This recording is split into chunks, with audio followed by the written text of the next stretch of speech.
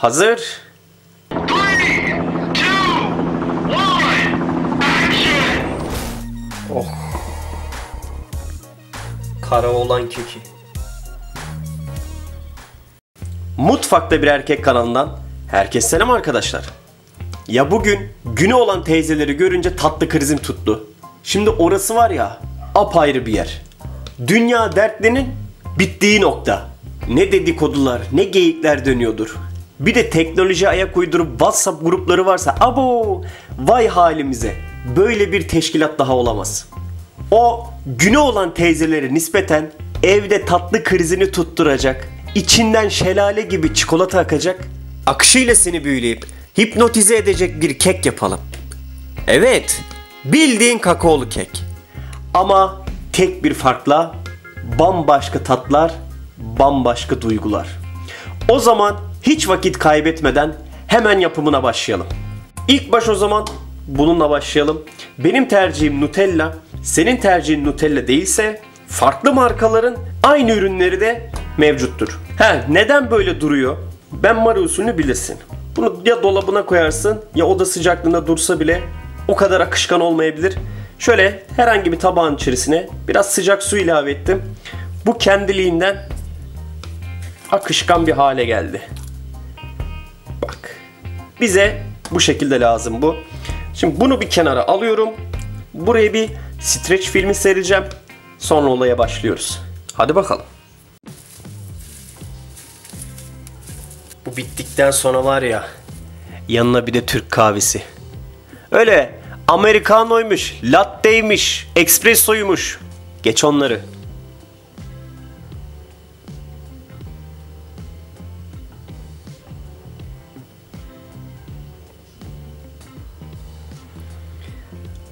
Bu 400 gramdı. Bu 400 gramın yarısını kullanmamız bize yeterli olacak. Bununla bir işim yok.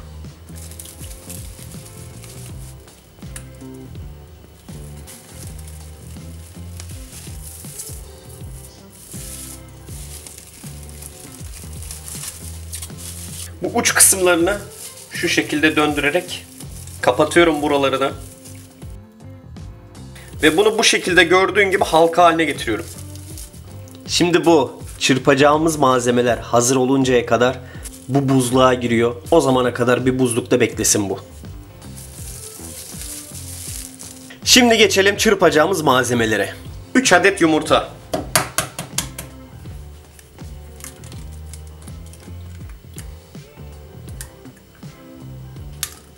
Şu da 3. 4 çorba kaşığı toz şeker ilave ediyorum.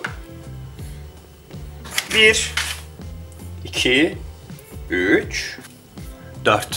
Buna bir de 1 yemek kaşığı da sıvı yağ. İlk çırpma etabına başlayabiliriz. Bunları bu şekilde üçü beraber kardeş kardeş çırpıyoruz. Üzeri köpürmeye başlayıncaya kadar çırpacağız. Makinen varsa direkt benim gibi uğraşmazsın. 1 dakikada 2 dakikada çırparsın bunu. Bak, üstünde köpükler oluşmaya başladı. Şimdi ikinci etaba geçebiliriz. 2 su bardağına yakın un. Ha bu 1, ha bu da 2.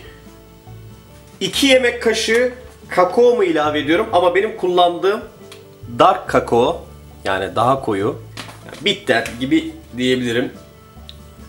Eğer dark kullanmazsan, diğerini kullanıyorsan 2 yemek kaşığı değil 3 yemek kaşığı kat. 1 çay bardağı süt. Buna 1,5 veya 2 çay bardağı kadar da süt katabilirsin. 1 paket şekerli vanilin. Bunun kokusu da çok hoş ya. Ve 1 paket de kabartma tozu. Kabartma tozu değil, kuru maya da kullanabilirsin. Arasındaki farkı şu şekilde söyleyebilirim. Ya benim birazcık vaktim var. Bu harcı hazırladıktan sonra birazcık dinlendirebilirim. Şöyle yarım saat kadar dinlendirebilirim diyorsan o zaman kuru maya kullan.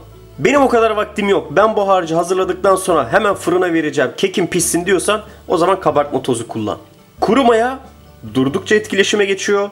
Kabartma tozu da fırına atıp ısıyı gördüğü an. Aradaki fark bu. Şimdi bunu çırpmaya devam. Bak işte makinen varsa hiç uğraşmazsın. Çıkan kokular bir harika ya.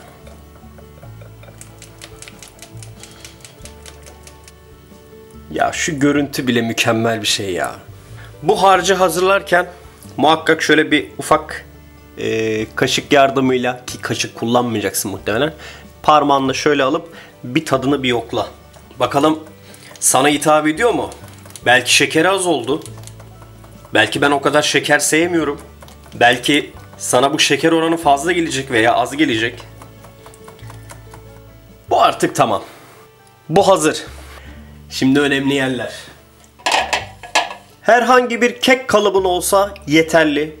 Bu şekilde olabilir. Düz uzun bir şekilde olabilir.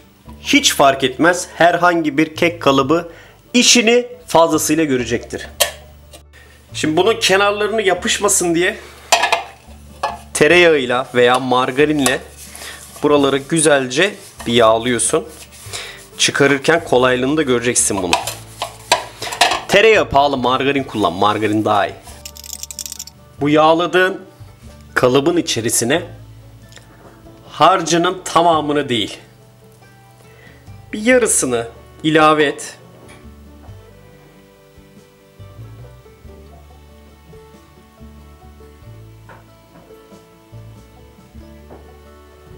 Kusura bakmayın. Diğer yarısı birazdan. İşte o can alıcı nokta o kısımda. Şimdi bunu 180 derece ısınmış olan fırın içerisine 5 dakika sonra hemen çıkart. 5 dakika sonra görüşürüz. 5 dakika doldu. Bak. Tam da lezzetli kabarmaya başlamış. Şimdi o hani dolaba koyduğumuz Nutella var ya, onu çıkarıyoruz.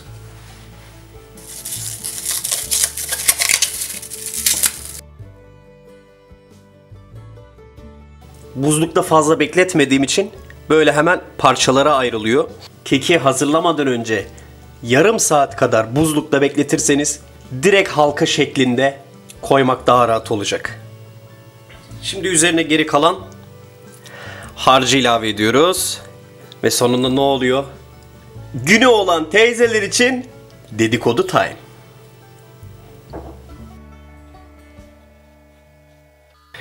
Şimdi hiç vakit kaybetmeden bu doğru tekrar fırın içerisinde 180 derecede 25 bilemedin 30 dakika usul usul pişecek ve bizi sonunda keyif manyağı yapacak bu. O zaman doğru fırına. Geldik 25 dakikanın sonuna. Bakalım neye benzedi. Oh. Mis gibi içi akışkan çikolatalı dark kek.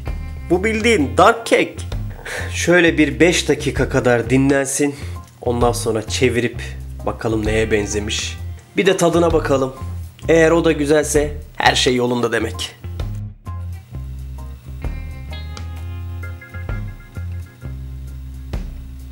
Kara oğlan keki. Bir çevirelim artık şunu ya. Bakayım. Hala sıcak. Of.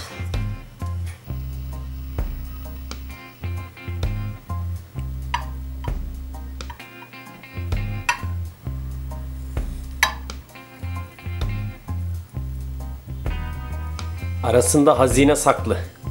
Tadına bakayım. Mükemmel. Şöyle bir de üzerine azıcık bir kar yağdıralım bunun.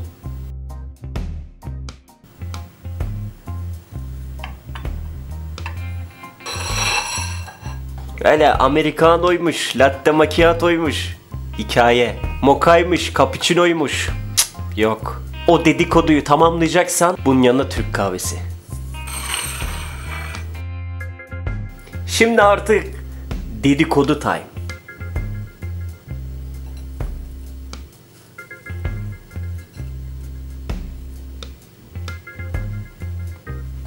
Bu akşamlık da bu kadar.